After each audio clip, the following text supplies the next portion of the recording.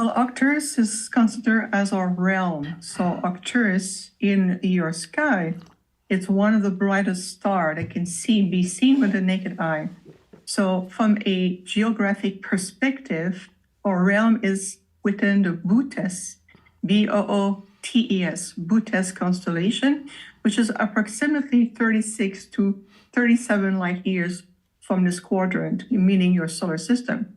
So from a place of location, this is where our realm is. And this is where, when you look at Arcturus, you can refer to us and send that beautiful transmission. But this is where we come from. Pleiadians can be attributed to 3 known groupings: Nordic in appearance with fair skin, fair hair, and green or blue eyes; Mediterranean in appearance with tan skin and darker hair and eye combinations; and Native American in appearance with reddish to light brown tanned skin. There are a number of stars and planets within the Pleiadian system, although most civilizations can be found within the Taygeta and Alcyon star systems. Pleiadian ancestry can be traced back to a homeworld in the constellation of Lyra. Pleiadians also share a connection to the creation of mankind, which is why they too are primary mentors, guiding us and assisting us through this transition. There are many structures in the ancient world that have been aligned with the Pleiades star cluster, most notably the mysterious city of Teotihuacan in central Mexico. According to Billy Meyer, who is apparently the Pleiadians' contact on Earth, the Pleiades star system is made up of 10 planets which rotate around their sun, Tayget. Era is described as being slightly smaller than Earth, and with the Pleiadians' current technology, it takes around 7 hours to travel the 420 light-years to Earth. Billy Meyer claims that he has been contacted over 130 times by the Pleiadians, his first contact being with a female Pleiadian named Samges.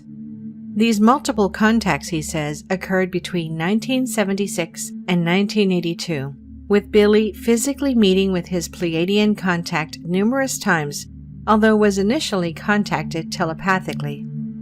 Billy has gone on to write a handful of books on the subject and has been the center of controversy within extraterrestrial discussion for years. The Pleiadians splintered off from the Lyran group, some going directly to the Pleiades from Lyra, others going to Earth and mixing their genetics with the Earth genetics for themselves, then going back to the Pleiades to join some of the other Lyran splinter groups there. Anunnaki starseeds, Anunnaki starseeds are mostly hybridized soul genetic lines or interbred radial species using human genetic engineering with Sirian, Pleiadian, Draconian, also the 4 royal stars, so Aldebaran, Antares, Fomalhaut, and Regulus, and also some original Nibiruans who are still here. According to Sitchin, most of these Nibiruans have left, but I have actually met some beings myself who consider themselves to be original Nibiruans, so I don't want to leave that out. But essentially, what I have come to see psychically is that the original Nibiruans tend to really have somewhat of a blue skin, and this is because they are used to very cold, cryo-like states from the mothership, and also where they like to frequently visit, which is their more visited bases and bunkers, which are in Antarctica themselves, and they do prefer to be underground. There are about 48 underground Nibiruan bases and bunkers that are all over the world, essentially, and so they do tend, their color of their skin tends to be more blue because of this more cold adaptivity that they've come to adapt to. And then I finally had my meeting with the Inner Earth people. It was just a story I had read on the Smart Glass Pad, and other than, I really didn't know what had happened with the Mayan group. I didn't know who they were. I didn't know they were an Inner Earth group. So my first experience was meeting Kari here. She's they put in their inner earth virgin priestess. She's a inner earth priestess who I guess happens to be a virgin.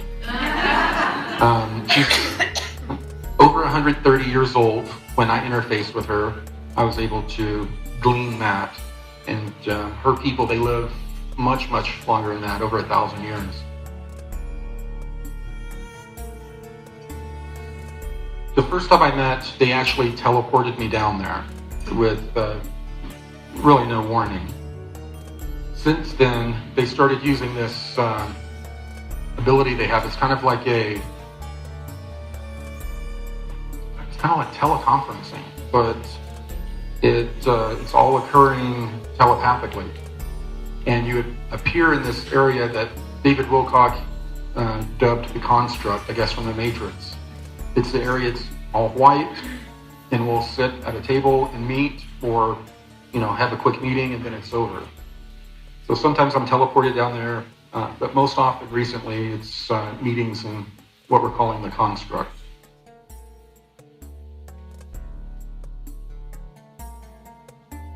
I met 7 different groups when I was down the first time, and the fact that these 7 groups were coming together was unprecedented. They don't normally associate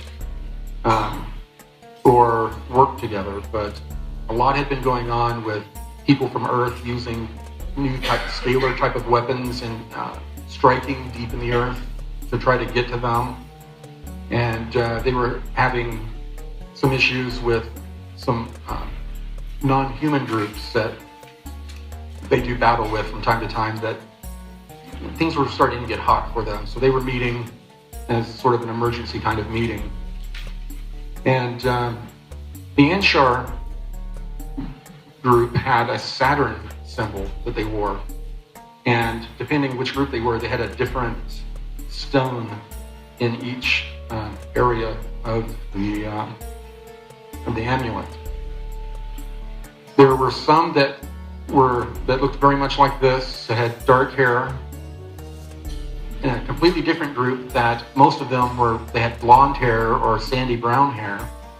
And then the third group that Kari came from, that they were almost albino, completely white hair, and they had blue eyes, and they were all very pale.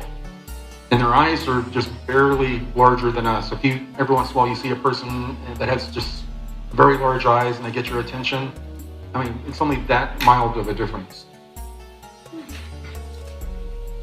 This group here, a lot of, since I've announced them and talked about them, a lot of people have had negative energy feelings from them. This group is mostly based, believe it or not, on Venus. And they have enclaves here on Earth as well, but they're sort of militaristic, and they're very serious about guarding the treasures on Venus. So that's what they do. But the other inner Earth groups seem to also, I wouldn't say didn't like them, but they didn't really seem to trust them. Kind of kept an eye on them. And then we had a very Asian-looking group. Now, a lot of people, they've seen on the internet this mission that supposedly happened to where they went to the moon, found a craft, and then found beings in stasis inside of them. And one of them they dubbed the Mona Lisa. She had a bump here on her forehead, and a lot of people are thinking that they could be from the same group. And I don't know, she'd been in space and in stasis, if that was real, for a long time. They look a little bit different than that. They had a very strong Asian look to them. And there was another group that had, it's kind of like how under your skin you see your vein, the blue vein. All of their skin was that exact same color. And they had more of a kind of a look from like they were from India or that area.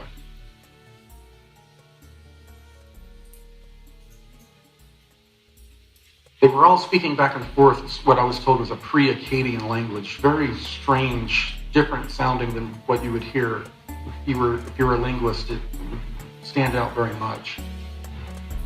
And there was an African-looking group that had a very strong, loving presence about them. It was, I mean, you could really feel it. David was surprised when I told him about this because there are a lot of aspects of the people in the secret space program that are prejudiced. They have, I guess, issues, and they were trying to convince David that outside of the planet that there are no African-looking people, which is absolutely wrong. And this is the Anshar group that I've gotten to know the best.